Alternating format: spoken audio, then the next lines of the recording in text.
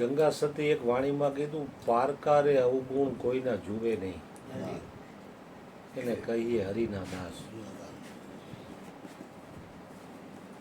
ભજનની એક જ કડી આપણે લઈ, પણ એ જીવનમાં ઉતારવું હોય તો કેવડી મહેનત પડે.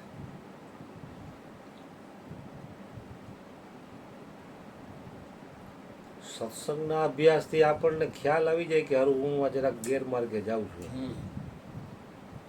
કોઈના દોષ જોવાઈ જતા હોય ને. પણ એક ભજનની ખાલી એક કડી જીવનમાં ઉતારવી લોઢાના ચણા ચાવવા જેવી વાત છે.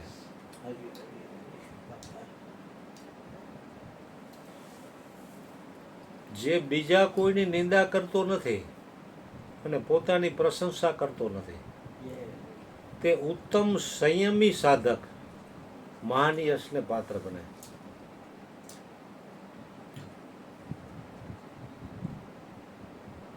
બીજું કાંઈ ભજન ન કરે પણ કોઈની નિંદા ન કરે ને પોતાની પ્રશંસા ન કરે ને તો એ વ્યક્તિ મહાન બની જાય.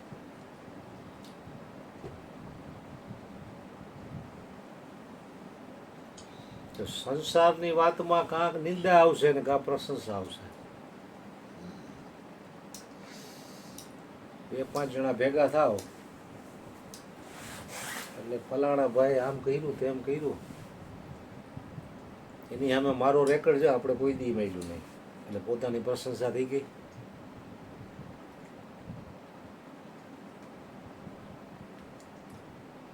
નિંદા અને પ્રશંસા બેયથી ઉપર ઉઠશે ને વ્યક્તિ, એટલે એને પરમાત્માના ગુણગાન ગાવા સિવાય બીજો કોઈ રસ્તો જ ન બચે.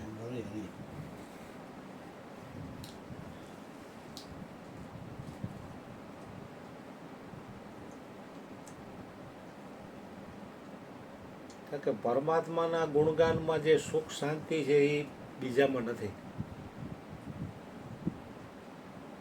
બાપુએ ધૂનમાં બોલ્યા ને, હરિભજન વિના સુખ શાંતિ નહીં, શ્રી કૃષ્ણ વિના આનંદ નહીં.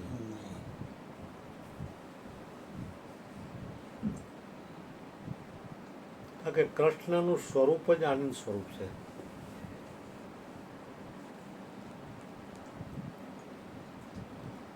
એના ગુણગાન ગાવાથી ફાયદો આપણને છે.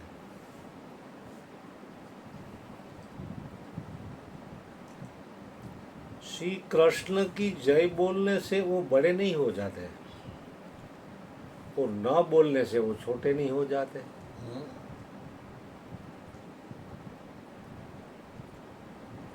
क्योंकि वो अपने आप में तृप्त है. लेकिन जय तो हम उसी की बोलते हैं, हृदय कमल हमारा पावन होता है. કોઈ પણ વ્યક્તિ બેફામ ગાળો કાઢતી હોય કે ક્રોધ કરે તો એના હૃદયમાં ઝેર ઉત્પન્ન થાય, બળતરા થાય. પણ ભગવાનના ગુણગાન ગાય તો એને ટાઢક થાય હૃદયમાં, અને જેટલા લોકો સાંભળે એને પણ ટાઢક થાય. એકના એક ભજન અને એકનો એક સત્સંગ તોય કાયમ આપણે કરી છે, તોય આનંદ આવે છે. જેટલી વાણી લખાઈ ગઈ, ગીતા શાસ્ત્ર લ્યો કે રામાયણ લ્યો કે શ્રીમદ ભાગવતમ લ્યો, કેટલા વર્ષો પહેલા લખાણ, તો આજની તારીખમાં એટલા કથાકારો વાંચે છે ને એટલા લોકો સાંભળે અને પાવન થાય છે.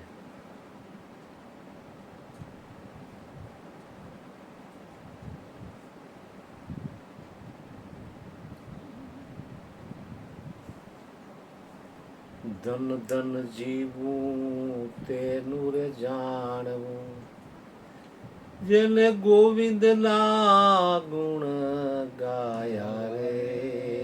ધન ધન જીવું તેનું રે જાણવું,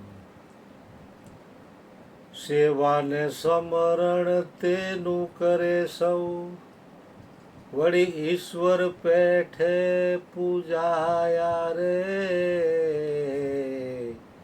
ધન ધન જીવું તેનું રે જાણવું, જેને ગોવિંદના ગુણ ગાયા રે.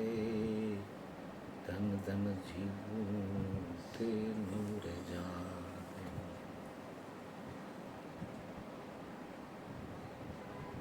ઈશ્વરના ગુણગાન ગાવાવાળો વ્યક્તિ પણ ઈશ્વરની જેમ પૂજાવા માંડે છે.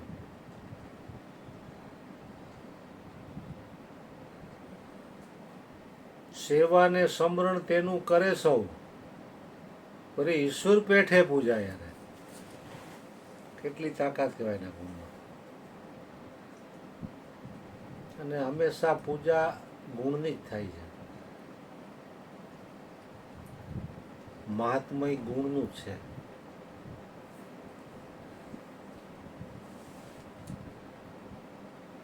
કોઈ પણ વ્યક્તિ ગુરુમુખ વાણી બોલતો હોય, ભલે એને ઉપદેશ નથી લીધો, એને ખબર નથી, પણ છતાં એ બોલતો હોય તો આપણને આનંદ આવતો હોય. તો એનામાં એ ગુણ તો છે જ, વાણી બોલવાનો.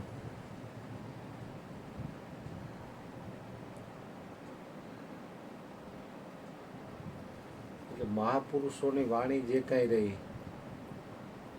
એ કાયમ એકની એક બોલો તોય તમને આનંદ આવે.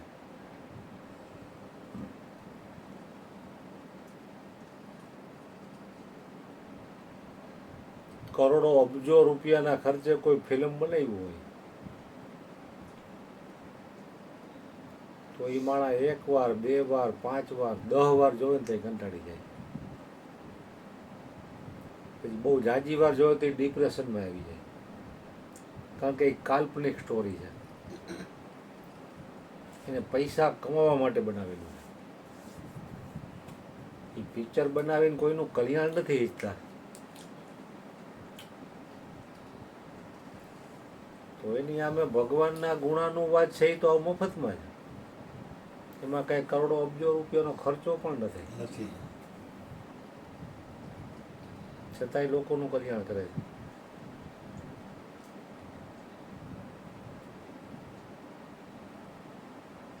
ગુણ રે ગાવા તો ગુરુ રે ગોવિંદના, બીજું સૌ પર હરવું રે. ગુણ રે ગાવા તો ગુરુ રે ગોવિંદના, સેવાને સમરણ તેનું કરે સૌ, વળી ઈશ્વર પેઠે પૂજાયા રે. ગુણ ગાવા તો ગુરુ રે ગોવિંદના, બીજું સૌ પર હરવું રે. એટલે મોટે ભાગે વ્યક્તિનો સમય બીજાની નિંદામાં અને પોતાની પ્રશંસામાં વી જાય. એનાથી જો વ્યક્તિ ઉપર ઉઠે તો એની પાસે ઘણો સમય બચી જાય ભગવાનના ગુણગાન ગાવા માટે. કે મોટા ભાગનો સમય છે ને આ વસ્તુ ખાઈ જાય છે. જેમ કોઈ પણ વેપારી કે બિઝનેસમેન હોય તો એ ખોટા ખર્ચા કરી નાખતો હોય, જ્યાં 5ની જરૂર અહીંયા 50ની, તો એ લાંબા ટાઈમે પ્રગતિ ન કરે.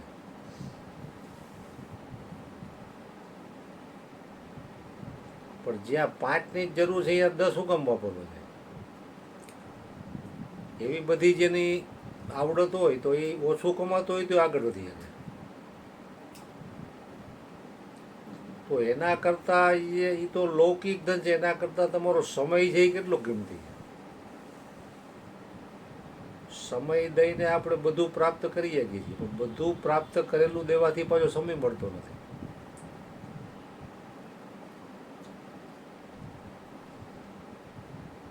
કારણ કે જે વહી ગયો સમય એ પાછો નહીં આવે,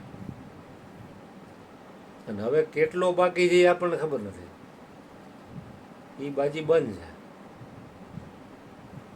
એ તો ખબર હોય કે છેલ્લો મહિનો હે તો ભજન કરી લ્યો, એ તો કોઈને ખબર નથી.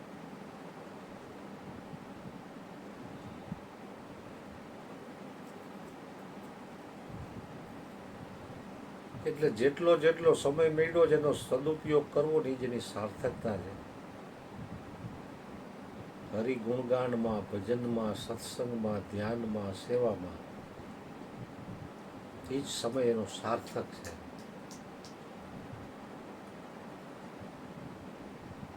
બાકી તો તમે કાંઈ કરો કે ન કરો, સમય તો આવેલો જ જાય.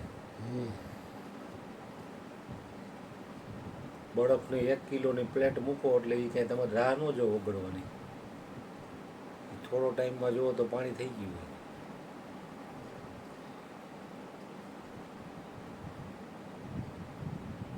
કારણ કે સમયને એટલે તો બળવાન કીધો છે. વ્યક્તિ કોઈ બળવાન નથી, બળવાન સમય છે.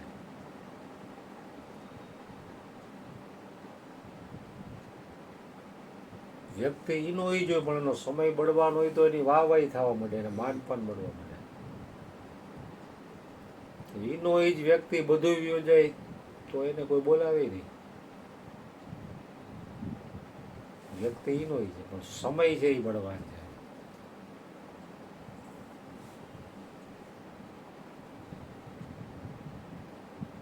એટલે સત્સંગ દ્વારા જેને વિવેક જાગૃત થયો છે, એ ધન કરતાંય પોતાના સમયનો સદુપયોગ ઉપર વધુ વિશેષ ધ્યાન આપતો હોય છે. કલ્યાણમાં એનું છુપાયેલું છે.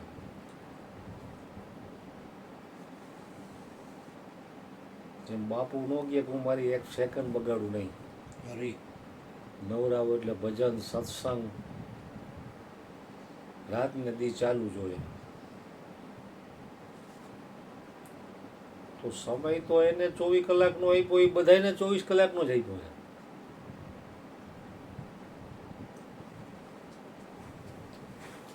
એને 25 કલાક ને આપણને 24 કલાક આપી એવું તો છે નહીં.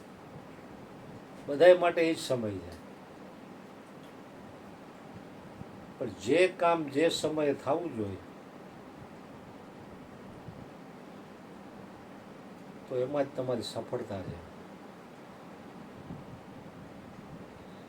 જે કામ જ્યારે જે સમય હોય ત્યારે તમે ન કરી શકો, પછી સમય આવે નહીં.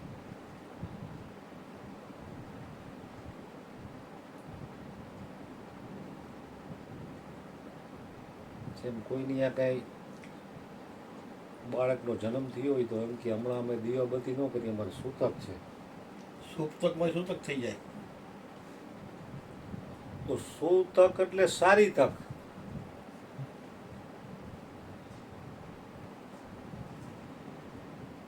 તો સારામાં સારી તક એ છે કે ઈશ્વરનું ભજન સત્સંગ, એથી ઊંચી બીજી કોઈ તક છે નહીં. પણ એ જેને ઈશ્વર પ્રત્યે પ્રીતિ છે, ઈશ્વર પ્રાપ્ત મહાપુરુષો પ્રત્યે પ્રેમ છે, એના માટેની વાત છે. મોટે ભાગે માણસોની ફરિયાદ હોય કે અમને સમય મળતો નથી. હું પાછો કાંઈ કામ ધંધો કરતો નથી, પાછો કે મને સમય મળતો નથી. ઘણા એમ કે નિવૃત્ત થાય પછી ભજન કરશું. તો નિવૃત્ત થાય ત્યારે તો નકરો સમય જો એની પાસે 24 કલાકનો, પછી હાવ નહીં કરીએ કે જે કામ તમે અત્યારે નથી કરી શકતા એ ભવિષ્યમાં નહીં કરી શકો. કોઈ વ્યક્તિ એમ કે વિશેષ કાંઈ પરિસ્થિતિ મારી આવે પછી હું ભજન કરું તો એ નહીં કરી શકે. અત્યારે જે છે ત્યાંથી તમે શરૂઆત કરશો તો એ બધું ગોઠવવા તૈયાર છે.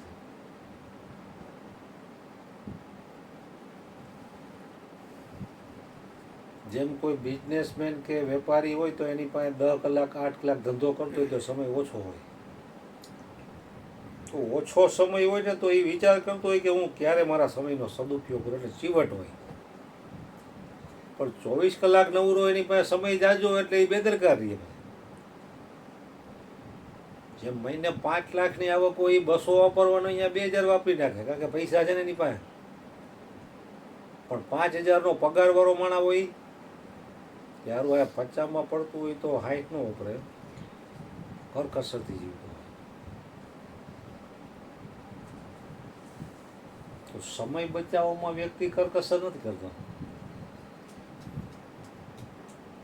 વોકિંગ ઘણી વાર કરતા હોય 2 જણા, અમારે શેરીમાં ભાઈ છે, તો અમુક બૈરાઓ કાનમાં ઓલું ભરાવીને અમે 3 ચક્કર મારીને તો 35 મિનિટ થાય ને તો એ બેનનો ફોન ચાલુ હોય તો હું વાતું કરતા આપણને નવાઈ લાગે કારણ કે અનલિમિટેડ છે.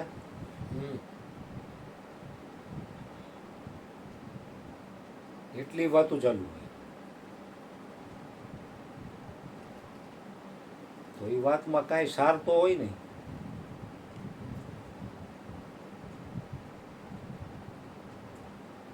એટલે શક્તિ તો મનુષ્ય માત્રમાં પરમાત્માએ આપેલી જ છે,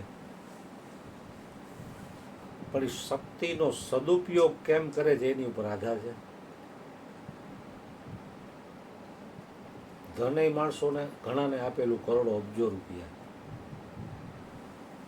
તો એ ધનનો સદુપયોગ કરે તો એનું કલ્યાણ થઈ શકે. પણ ધન કરતાંય કિંમતી એનો સમય છે. સમયનો સદુપયોગ કરે તો વિશેષ કલ્યાણ થાય. એનું તો થાય, પણ એના સંગમાં આવવાવાળા લાખો લોકોનું કલ્યાણ થઈ શકે.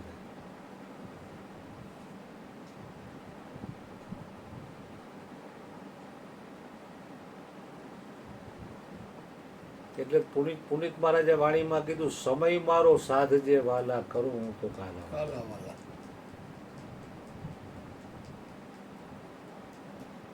એટલે સમય બહુ કિંમતી છે.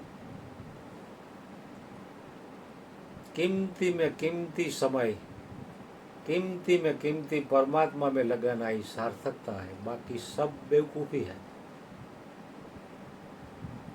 લાગે એવું કે અમે બરોબર કરી લે, એ જ પરમાત્માની માયા.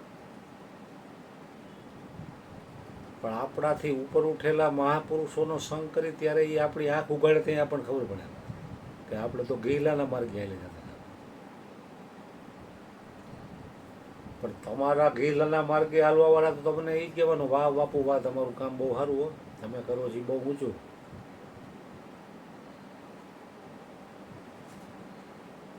કે તમારાથી ઉપર ઉઠેલા હોય તમને સત્ય વાત કહે ને. એ બોલો છોકરો જાવું તો તમે બેહાડી દીધો તો એને કંઈક કલ્યાણની વાત તમે કહી દે ને.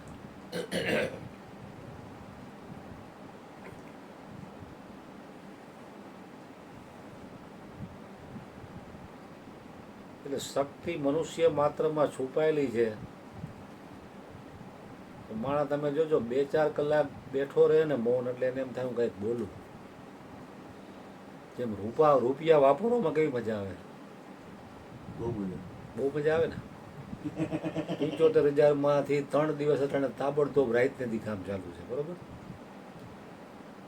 તો શક્તિ જે શરીરમાં પ્રગટ થાય છે ને, એ વ્યક્તિને એનો દુરુપયોગ કરવાની મજા આવે, સદુપયોગ કરવામાં નથી તકલીફ પડે છે.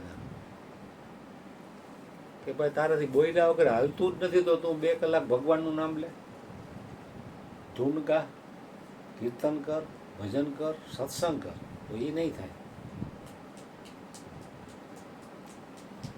પણ કોકની નિંદા કરવામાં, પોતાની બડાઈ કરવામાં તમારે એને 2 કલાક કેમ બી જાય ખબર નહીં પડે, કારણ કે એનો અભ્યાસ થઈ ગયો છે ને, ટેવ પડી ગઈ. ટેવ પડી ગઈ. એવું કરે છે.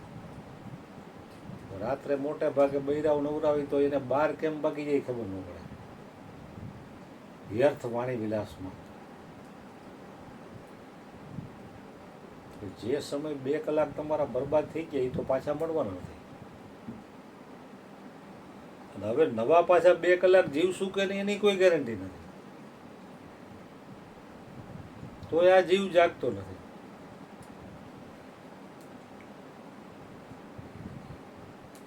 એટલે હરિગુરુ સંતોના સંગમાં જ તમે જાગૃત થશો, તમારું કલ્યાણ શેમાં છે એ તમને ખબર પડશે, અને તમારે કઈ તરફ હાલવું એનો પણ રસ્તો તમારી સામે જ પડ્યો, તમે હાલી શકશો. બાકી તો બાપુ કે ને આખું જગત ગીલાના માર્ગે હાલ્યું છે, આંધ્રા દોડ્યા જાય છે, મૂળની વાત કોઈ કહેતું નથી. એટલે મૂળની વાત કોઈ કહેતો નથી તો એને ખબર નથી એટલે કહેતો નથી, ખબર છે તો ઓલા માનવા તૈયાર નથી એટલે એને કેવી કેમ.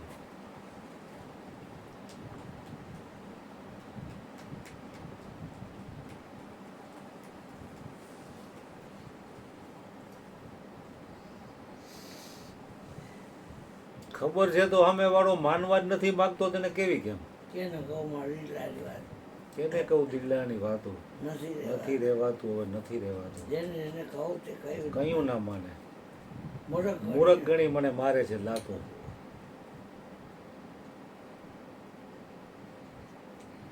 ઓના જેવું છે. એક મહાત્મા ભગવાધારી એક ગામથી બીજે ગામ જતા હતા.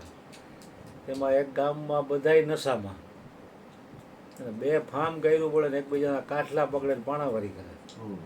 એટલે મહાત્માને એમ થયું, "અરે આ ગામમાં તો હું ઘણી વાર નીકળ્યો, આજે પણ શું થયું આ ગામમાં બધા બાજે કાં બાયું ને ભાયું, ચ ને ભન લાકડીઓ વાળી." મહાત્માએ અમુક ઘણાને કીધું, ને તમે કેમ આ ચ ને ભન મારા મારીને કાપા કાપી શું છે આ બધું? કંઈક શાંત થાવ, સમજો. તો મહાત્માને મીંડા ગાયું કાઢવું. એ કે તારે શું છે? અમે પાછી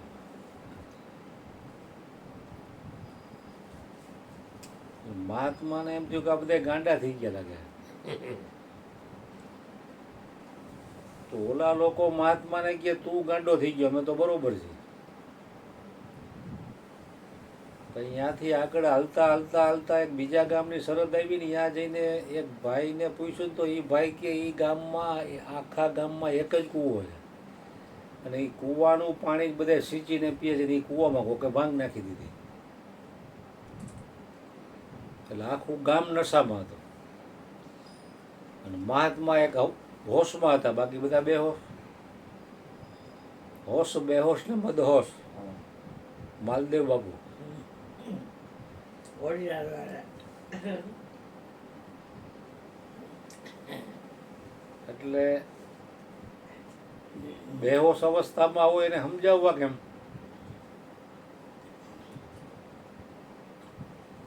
જેમ જવાહરલાલ નહેરુ પ્રાઇમ મિનિસ્ટર હતા તો હેલિકોપ્ટર લઈને જતા હતા, તેમાં પછી ગાંડાની એક શાળા હતી, સંસ્થા, એમાં બધા ગાંડા થઈ ગયેલા ને હાચવે. સરકાર શ્રી તરફથી ખર્ચો બધો એ આપે. એટલે પ્રધાનમંત્રી લાલ બહાદુરને એમ થયું જરાક અહીંયા નીકળવું તો મુલાકાત લઉં, તો કે અહીં જરાક ઉતારો હેલિકોપ્ટર. એટલે અહીંયા ગયા અંદર. અંદર ગયા હતા તો 7-8-10 ગાંડા ઘેરી પડ્યા એને, જવાહરલાલ નહેરુને. આમાં મેળ્યા તો તમે કોણ છો? તો કે પ્રાઇમ મિનિસ્ટર ઓફ ઇન્ડિયા, હું ભારતનો પ્રધાનમંત્રી જવાહરલાલ નહેરુ. તો કે રોકાઈ જાવ અહીંયા, અહીંયા આવે એ બધા આમ જ કહે.